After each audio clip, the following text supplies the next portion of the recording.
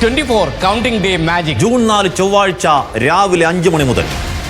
ഈ തൃശൂർ പെരിഞ്ഞനത്ത് കുഴിമന്തി കഴിച്ച അവശനിലയിൽ ചികിത്സയിലായിരുന്ന സ്ത്രീ മരിച്ചു. പൊന്മാനിക്കുടം സ്വദേശി ഉസൈബയ്ക്കാണ് സെയിൻ ഹോട്ടലിൽ നിന്ന് ഭക്ഷണം കഴിച്ചതിനെ തുടർന്ന് ദേഹാസ്വാസ്ഥ്യമുണ്ടായത്.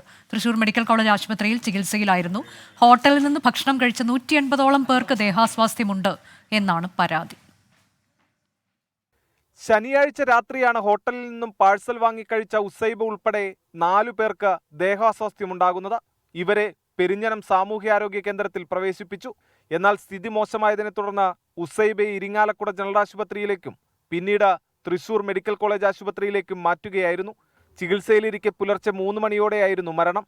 ആദ്യഘട്ടത്തിൽ ഈ ഹോട്ടലിൽ നിന്നും കുഴിമന്തി വാങ്ങിക്കഴിച്ച 27 പേർക്കും പിന്നീട് 84 പേരും ഇന്നലെ വൈകിട്ട് 178 പേരുമാണ് ചികിത്സ തേടിയത്.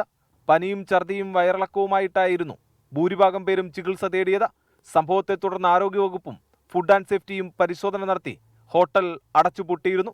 ഫുഡ് ആൻഡ് സേഫ്റ്റി അധികൃതർ ഭക്ഷണത്തിന്റെ സാമ്പിളുകളും ശേഖരിച്ചു. ഇതിന്റെ റിപ്പോർട്ട് കിട്ടിയ ശേഷമേ ഭക്ഷ്യവിഷബാധയ്ക്ക് കാരണമായതെന്തെന്ന് വ്യക്തമാകൂ.